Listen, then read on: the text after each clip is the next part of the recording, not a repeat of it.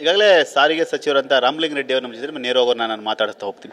Sir, ಇವತ್ತು ನಾಳೆ ಪ್ರತಿಭಟನೆಗೆ ಕರೆ ಕೊಡಲಾಗಿದೆ.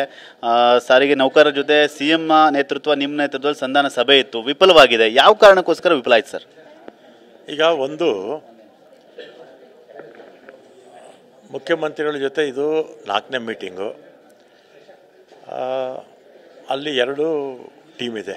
ಒಂದು ಅನಂತ್ ಸುಬ್ರಾಯರ ನೇತೃತ್ವದಲ್ಲಿ ಜಾಯಿಂಟ್ ಆ್ಯಕ್ಷನ್ ಕಮಿಟಿ, ಇನ್ನೊಂದು ಪ್ರೊಫೆಸರ್ ರಾಧಾಕೃಷ್ಣ ಮತ್ತು ಚಂದ್ರಶೇಖರ್ ಅವರೆಲ್ಲ ಕೂಡ ಇನ್ನೊಂದು ಬಣ. ಜಾಯಿಂಟ್ ಆ್ಯಕ್ಷನ್ ಕಮಿಟಿಯವರು 38 ತಿಂಗಳ ಬಾಕಿ ಕೊಡಬೇಕು ಅಂತ. ಹಿಂದೆ ಏನಾಗಿತ್ತು, 2023ರಲ್ಲಿ 17/3/23ರಲ್ಲಿ ಸರ್ಕಾರ ಒಂದು ಆದೇಶ ಮಾಡ್ತಾರೆ, ವೇತನ ಪರಿಷ್ಕರಣೆ ಮಾಡಿ 1/3/23ರಿಂದ ಜಾರಿ ಆಗುತ್ತೆ ಅಂತ ಮಾಡ್ತಾರೆ. 1/3/23ರಿಂದ ಜಾರಿ ಆಗುತ್ತೆ ಅಂತ ಹಿಂದಿನ ಸರ್ಕಾರ ತೀರ್ಮಾನ ತಗೊಳ್ತಾರೆ. ಅದನ್ನು ನಮ್ಮ ಚೀಫ್ ಮಿನಿಸ್ಟ್ರು ಆದೇಶ ಈ ರೀತಿ ಆಗಿರೋದು ಅಂತ ನಮ್ಮ CM ಇಲ್ಲ, ಅದು ತಪ್ಪೋದು, ಹಿಂದೆ ಆ ಸರ್ಕಾರ ಆದೇಶ ಮಾಡಿರೋದು 1/1/20ರಿಂದನೇ ಕೊಡಬೇಕು ಅಂತ ಅವರು ಸ್ಟ್ಯಾಂಡು. ಆಮೇಲೆ ಇವರು ಶ್ರೀನಿವಾಸ ಮೂರ್ತಿಯವರು ಒಂದು 1 ಮ್ಯಾನ್ ಕಮಿಟಿ ಮಾಡಿದರು. ಅವರು ಕೋವಿಡ್ ಸಂದರ್ಭದಲ್ಲಿ ಸರ್ಕಾರ ಆಗ 9,000 ಕೋಟಿ ಕೊಟ್ಟಿತ್ತು, ಸ್ಯಾಲ್ರೀಸ್ಗೆ, ಡೀಸೆಲ್ಲು ಇದಕ್ಕೆಲ್ಲ ಕೊಟ್ಟಿದ್ರಾಗ 9,000 ಕೋಟಿ ಕೊಟ್ಟಿದ್ದರು.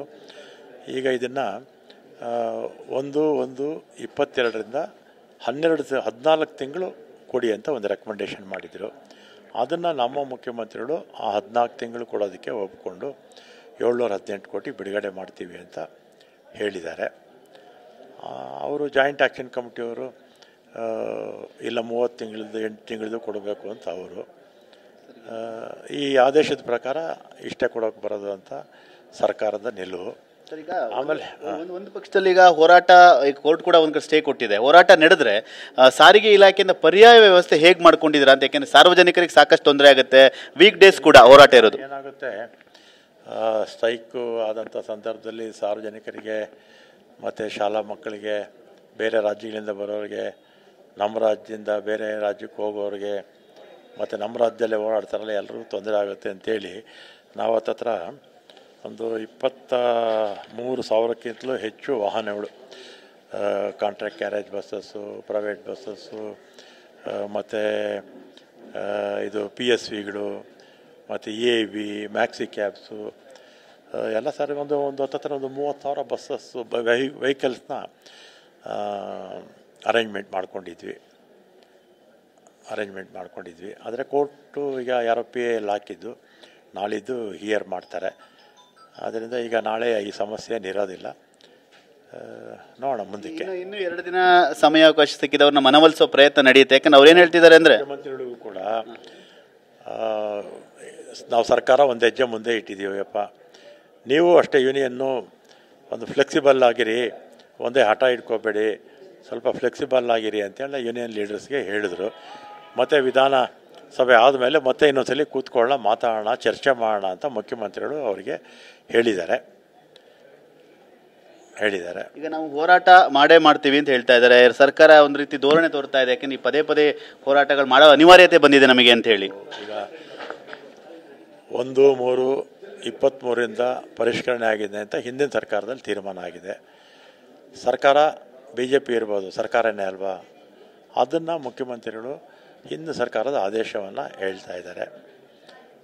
ಅದರಿಂದ ಇದು ಏನಾಗಬೇಕು, ಅವರು ಏನು ಬೇರೆಯವರೇನಲ್ಲ, 2 ಯೂನಿಯನ್ನವರು ಅವರು ಸಾರ್ವಜನಿಕರ ಹಿತದೃಷ್ಟಿಯಿಂದ ಕೆಲಸ ಮಾಡ್ತಾ ಇರ್ತಕ್ಕಂಥವ್ರೆ ಅಲ್ವಾ, ಸರ್ಕಾರನೂ ಅಷ್ಟೇ ಅಲ್ವಾ. ಅವರು ನಾವು ಕೂತು ಚರ್ಚೆ ಮಾಡಿಕೊಂಡ್ರೆ ಸಾರ್ವಜನಿಕರಿಗೆ ಸಮಸ್ಯೆ ಇರಲ್ಲ. ಅದರಿಂದ ಯೂನಿಯನ್ನವರು ಮತ್ತೆ ಏನು ಅಸೆಂಬ್ಲಿ ಎಲೆಕ್ಷನ್ ಆದಮೇಲೆ ಮುಖ್ಯಮಂತ್ರಿಗಳು ಕರಿತೀವಿ ಅಂತ ಹೇಳಿದ್ದಾರೆ.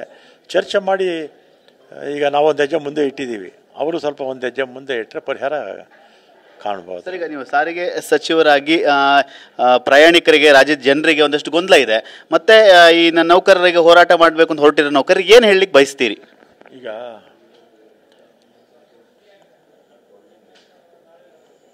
ನಾವು ನೌಕರರಿಗೆ ನಾವೇನು ಜನತೆಗೆ ಸ್ಟ್ರೈಕ್ ಆದರೂ ಕೂಡ ಹೆಚ್ಚು ಸಮಸ್ಯೆ 100% ಭಾಗ ಆಗುತ್ತೆ, ಸಮಸ್ಯೆ ಪರಿಹಾರ ಆಗುತ್ತೆ ಅಂತಲ್ಲ, ಸಾಧ್ಯವಾದಷ್ಟು ಬಸ್ಸಸ್ ಎಲ್ಲ ಬೇರೆ ಬೇರೆ ವಾಹನಗಳೆಲ್ಲ ಅರೇಂಜ್ಮೆಂಟ್ ಮಾಡಿದ್ದೀವಿ ಅಂತ ಹೇಳೋಕ್ಕೆ ಇಷ್ಟಪಡ್ತೇನೆ. ಅಂದರೆ ಈಗ ಐ ಟಿ ಉದ್ಯೋಗಿಗಳಿಗೆ ಏನಾದರೂ ವರ್ಕ್ ಫ್ರಮ್ ಹೋಮ್ ಮಾಡಿಸಿ ಅನ್ನೋದೇನಾದ್ರು ಇದೆಯಾ ಸರ್? ಆ ಥರ ಐ ಟಿ ಉದ್ಯೋಗಿಗಳು ವರ್ಕ್ ಫ್ರಮ್ ಹೋಮ್ಗೆ ಮಾಡಿ ಅಂತ ನಮ್ಮ ಸೆಕ್ರೆಟ್ರಿ ಅವರು ಐ ಟಿ ಅವರಿಗೆ ಎಲ್ಲ ರಿಕ್ವೆಸ್ಟ್ ಮಾಡ್ಕೊಂಡಿದ್ರು.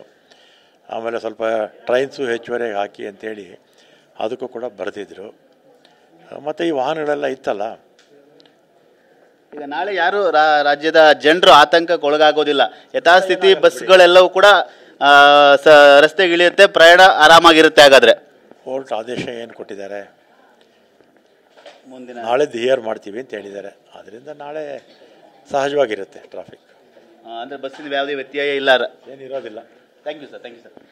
ಇದಿಷ್ಟು ಹಿರಿಯ ಸಚಿವರಂತ ರಾಮಲಿಂಗ ರೆಡ್ಡಿ ಅವರ ಮಾತು. ಈ ಒಂದು ನಾಳೆಯನ್ನು ಹೋರಾಟದ ಅದಕ್ಕೆ ಪರ್ಯಾಯ ವ್ಯವಸ್ಥೆಯನ್ನು ಕೂಡ ಮಾಡಿಕೊಂಡಿದೆ. ಈಗ ಕೋರ್ಟ್ ಆದೇಶ ಕೂಡ ಇರುವ ಹಿನ್ನೆಲೆಯಲ್ಲಿ ಯಾವುದೇ ರೀತಿಯಾಗಿ ಸಮಸ್ಯೆಗಳಾಗಲ್ಲ, ಎಂದಿನಂತೆ ನಾಳೆ ಬಸ್ಗಳು ಕಾರ್ಯನಿರ್ವಹಿಸುತ್ತೆ, ಜನರು ಆರಾಮಾಗಿ ಓಡಾಟವನ್ನು ಮಾಡ್ಬೋದು ಅನ್ನೋ ಒಂದು ಮಾತನ್ನು ಕೂಡ TV9 ಬಳಿ ಹಂಚ್ಕೊಳ್ತಾ ಇರುವಂತೆ. ಕ್ಯಾಮ್ರಾಮನ್ ಸಯ್ಯದ್ ಜೊತೆ ಸುನಿಲ್, TV9 ಬೆಂಗಳೂರು.